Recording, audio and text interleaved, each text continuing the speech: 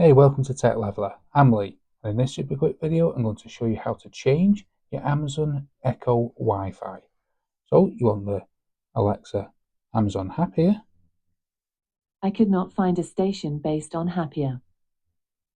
Then you want Devices, and you want to select the Amazon Alexa. I'll choose this one here.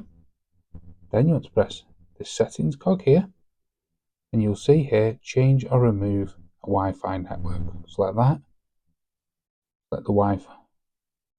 Then you can select here join another Wi-Fi network. Then you'll need to go through the process, whichever Amazon Alexa you have.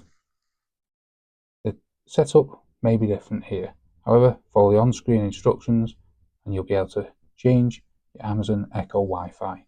Hope you found that video helpful. If you did, smash the like, smash the subscribe, and thanks for watching.